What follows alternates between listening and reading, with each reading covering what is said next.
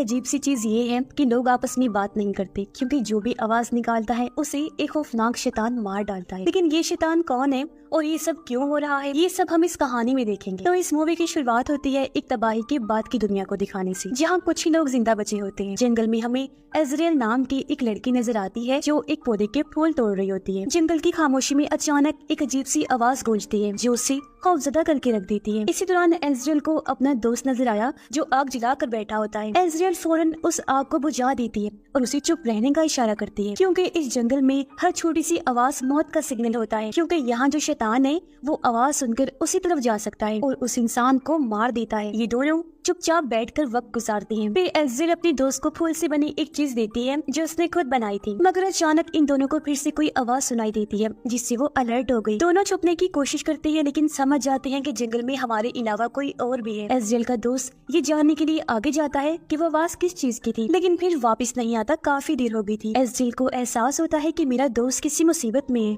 इसलिए वो जल्दी से वहाँ से भाग निकलती है। वो काफी दूर तक भागती है। रास्ते में उसे एक आदमी मिला जो एजरियल को पकड़ लेता है। उसी वक्त एजरियल को एहसास हुआ कि उसके दोस्त को भी किसी ने पकड़ लिया है। दोनों को अलग अलग गाड़ियों में डाला गया और कहीं दूर ले जाया जाता है। एजरियल गाड़ी से निकलने की कोशिश करती है लेकिन कामयाब नहीं हो पाती। फिर गाड़ियाँ अलग अलग हो जाती हैं। एजरियल को एक अनजान जगह पर लाकर बांध दिया जाता है। वहाँ पे कुछ लोग पहले से ही मौजूद थे। एक लड़की भी थी जिसका नाम जोसेफाइन होता है। वो चाकू से एजरियल के पैर पर कट लगाकर उसे जख्मी कर देती है जिससे उसका खून बहने लगता है। अब वो लोग कुछ दूर जाकर मंत्र पढ़ने लगते हैं। ये देखकर एजरियल को समझ आ जाती है कि ये लोग किसी कल्ट का हिस्सा हैं, यानी जादू टोना करने वाले ग्रुप का हिस्सा, और ये लोग रिचुअल जादू कर रहे हैं और शैतान की पूजा करते हैं। तभी वहाँ पर एजरियल को एक शैतान नजर आता है जिसका जिस्म ऐसे था जैसे वो जला हुआ हो। उसे देखकर एजरियल अपनी जान बचाने के लिए अपने हाथ छुड़वाने की कोशिश करती है, जिसमें आखिरकार वो कामयाब हो भी जाती है। पर इससे पहले वो भागती, कल्ट का एक लड़का आकर एजरियल को पकड़ लेता है और उसे फिर से बांधने की कोशिश करता है, लेकिन एजरियल एक लकड़ी उठाकर उसके गले में घुसा देती है जिससे उसका खून बहने लगा। तभी यहाँ शैतान आकर उसके खून को चखने लगता है और उस लड़के को काट खाता है, जबकि एजरियल अपनी जान बचाने के लिए भाग जाती है। लेकिन वहाँ के लोगों को पता चल जाता है कि एजरियल फरार हो गई है और उनका एक आदमी मारा गया है। एजरियल जंगल के रास्ते काफी दूर निकल जाती है। वो एक नदी के पास पहुंची, अपने जख्मों को साफ करती है और पैर वाले जख्म पर पट्टी बांधती है। मगर तभी उसने देखा कि मेरे पास वही जला हुआ शैतान आ रहा है, पर वह शोर नहीं करती, चुप रहती है और पास बनी केव यानी गार में चली जाती है छुपने के लिए। लेकिन वो शैतान उसे ढूंढता हुआ वहाँ भी चला जाता है। एजरियल पूरी कोशिश करती है कि कोई आवाज न करे ताकि वो शैतान उसे महसूस न कर सके। शैतान को भी उसके बारे में पता नहीं चल पाया और वो केव से चला जाता है। इसी बात एजरियल बाहर निकली, अपने रास्ते पर आगे बढ़ने लगती है। वो एक छोटी बस्ती तक पहुंच जाती है जहाँ कुछ लोग उन शैतानों से बचकर रह रहे थे। उन्होंने यहाँ फैंस, बाड़े और कटीले तार लगाए हुए थे ताकि कोई अंदर ना आ सके। फैन से बचते हुए छुपते छुपाते एजरियल अंदर आ जाती है ताकि वो अपने दोस्त को ढूंढकर आजाद करवा सके, क्योंकि उसके दोस्त को यही लाया गया था। लेकिन फिर उसे वो फूल मिल जाता है जो उसने अपने दोस्त के लिए बनाकर उसे दिया था। वो यहाँ था पर इसका दोस्त नहीं था, जिससे उसे समझ आ जाता है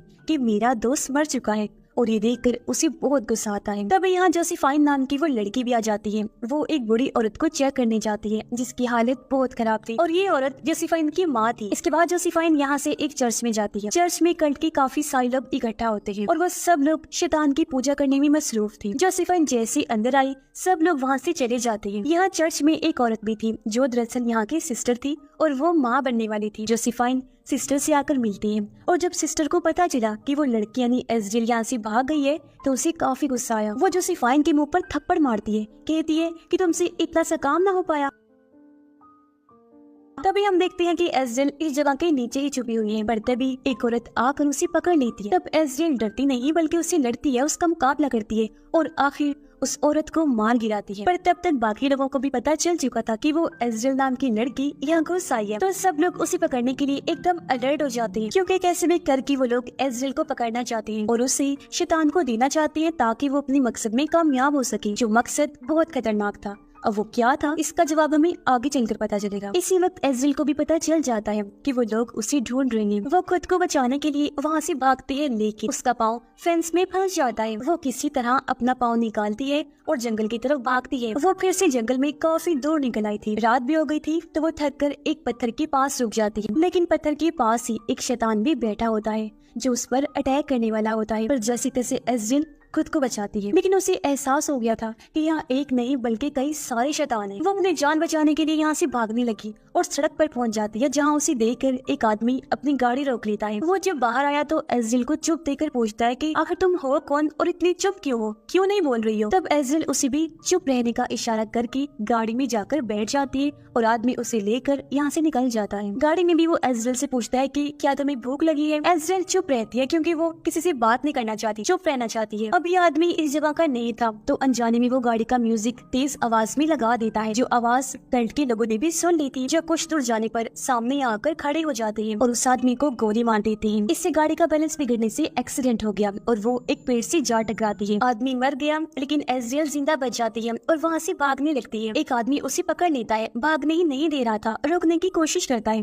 लेकिन वो उससे लड़ती है। आदमी के पास गन थी जो छीनकर एज़रियल उसे शूट करके वहाँ से आगे बढ़ जाती है। काफी दूर आने पर वो अपने दोस्त को देखती है जो जिंदा होता है, लेकिन उसकी दोस्त ने यहाँ एक पिंजरा लगाया हुआ था ताकि शैतान को पकड़ सके, लेकिन एज़रियल का पाँव उस पिंजरे में फंस जाता है और वो पेड़ से उल्टा लटक जाती है। इसी वक्त कल्ट का एक आदमी वहाँ आ जाता है जो उन दोनों को मारना चाहता था ताकि इन्हें शैतान को दे सके। वो जब आगे बढ़ता है तो एज़रियल उसे पकड़कर गिरा देती है जिससे आदमी जख्मी हो गया। जब उसका खून बहता है तो उसे सूंघकर शैतान यहाँ आ जाता है जो पहले उसके खून को चाटता है फिर आदमी को खा जाता है। फिर वो एज़रियल की दोस्त की तरफ बढ़ा, साथ ही एज़रियल को भी खाने की कोशिश करता है पेड़ पर चढ़ के, लेकिन एज़रियल किसी तरह अपने आप को आजाद कर लेती है मगर अपने दोस्त को नहीं बचा पाती। शैतान उसे खा जाता है जो देखकर एज़रियल वहाँ से भाग निकलती है, लेकिन अपने दोस्त की मौत का उसे बहुत दुख था। अब वो फैसला करती है कि वो कल्ट के लोगों से अपने दोस्त का बदला लेकर रहेगी, इसलिए वो वापस उस जगह जाती है जहाँ कल्ट के लोग रहते हैं और वहाँ पे आवाज निकालती है जो ये लोग अक्सर निकाला करते थे। इस वजह से कल्ट के लोग समझते हैं कि शायद उनका कोई साथी खतरे में है और वो सब उसे बचाने के लिए जंगल में निकल पड़ते हैं। इसका फायदा उठाकर एज़रियल उस जगह पर घुस गई। फिर वो चर्च के अंदर भी चली जाती है जहाँ वो सिस्टर रहा करती थी। एज़रियल के पास एक गन थी और वो उसी सिस्टर के ऊपर तान देती है, लेकिन सिस्टर इशारा करती है कि वो प्रेग्नेंट है तो तुम मुझे नहीं मार सकती। लेकिन अब एकदम सिस्टर एज़रियल पर ही हमला कर देती है जिससे वो थोड़ी सी जख्मी हो जाती है। तभी कल्ट के लोग आकर उसे पकड़कर अपने साथ ले जाते हैं, एक ताबूत में बंद कर देते हैं।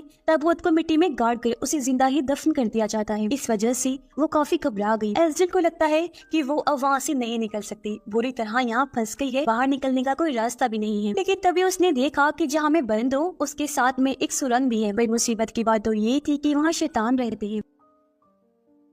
एज़रियल को और भी डर लगने लगता है, लेकिन फिर भी वो सुरंग के रास्ते से निकलने की कोशिश करती है। यहाँ काफी अंधेरा था, लैंटर्न लेकर वो आगे बढ़ी और उसे पता चलता है कि यहाँ रहने वाले शैतानों ने मुझे देख लिया है और उसके पीछे बढ़ जाते हैं वो, इसलिए वो वापस भागकर उसी ताबूत में चली जाती है। पर तभी एक शैतान ठीक एज़रियल के ऊपर आ जाता है। वो उसके खून को सूंघता तो है लेकिन उसे कुछ करता नहीं, छोड़ देता है, क्योंकि एज़रियल के हाथ पे उस प्रेग्नेंट सिस्टर का खून लगा हुआ था, जिससे शैतान को ये लगा कि यही वो प्रेग्नेंट औरत है जो हमारे बच्चे को जन्म देने वाली है, इन्हीं शैतान के बच्चे को। इसलिए कोई भी शैतान एज़रियल को कुछ नहीं कहता और इस तरह उसकी जान बच जाती है। फिर कल्ट के सभी लोग अपने अपने टेंट्स में वापस आ जाते हैं। एज़रियल भी उसी सुरंग के रास्ते एक टेंट से निकलकर बाहर आ जाती है, क्योंकि सुरंग का रास्ता एक टेंट से बाहर निकलता था जहाँ से वो बाहर आ गई थी। अब हम सिस्टर को देखते हैं जो अभी तक चर्च में थी और अपने पेट के जख्मों को साफ कर रही होती है। पर तभी यहाँ पर जोसेफाइन आ गई जो उसकी मदद करती है, लेकिन तभी उन्हें पता चलता है कि बाहर किसी टेंट में आग लग गई है, जो टेंट वो था जिसमें जोसेफाइन की मॉम थी। देखते ही देखते ये आग दूसरी टेंट्स तक भी फैल जाती है,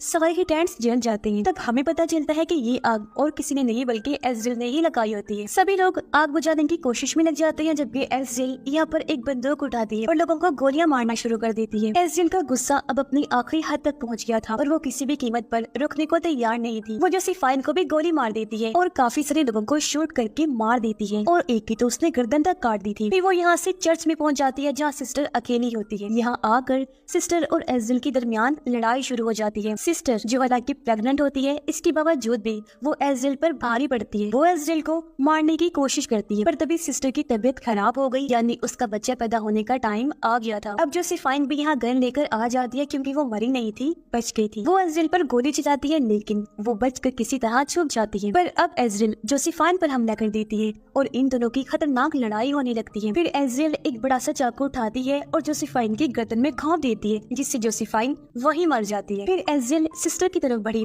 सिस्टर ने अपने बच्चे को पैदा कर दिया होता है, लेकिन वो इससे बहुत ज्यादा खौफजदा हो गई। उसे बच्चे से डर लग रहा था। वो अब खुद एक चाकू उठाती है और अपना गला काट लेती है, जिससे उसकी वहीं पर मौत हो जाती है। एज़ेल उस बच्चे को देखने के लिए आगे बढ़ी। वो बच्चे को अपने हाथ में उठाती है। अब तभी वहाँ पर बहुत सारे शैतान आ जाते हैं। साथ ही हम इस बच्चे का चेहरा देखते हैं, जो इंसानी बच्चा नहीं था, बल्कि किसी बकरी की तरह लग रहा था। बहुत ज्यादा भयानक रूप था उसका। अब वो सारे शैतान एज़ेल के सामने आ गए, लेकिन उसे कुछ भी नहीं कहते, क्योंकि उन्हें ये लगता है कि ये बच्चा उनका मसीहा है और एज़ेल इस मसीहा की माँ है, तो हम इसे कुछ भी नहीं कह सकते। सब शैतान ये देखकर काफी खुश हो जाते हैं और वो उसके सामने झुक जाते हैं, जिससे एज़ेल को इस टाइम ये एहसास हो रहा था कि मैं इनके लिए कितनी अहम हूँ, क्योंकि उन शैतानों का मसीहा मेरी गोद में है और वो इसे मेरा बच्चा समझ रहे हैं, मुझे इसकी माँ समझ रहे हैं। वो बड़े गौर से बच्चे को देख रही होती है, क्योंकि वो सोच रही थी कि एक तरह से इस बच्चे के जरिए मेरे पास पावर आ गई है, जो अब मैं इंजॉय करूंगी इन शैतानों पर हुकूमत करके, इन पे कब्जा करके। वो जो पहले एज़ेल को मारना चाहते थे, अब हमेशा उसके गुलाम बनकर रहेंगे। और इसी के साथ ये फिल्म भी इधर ही खत्म हो जाती है।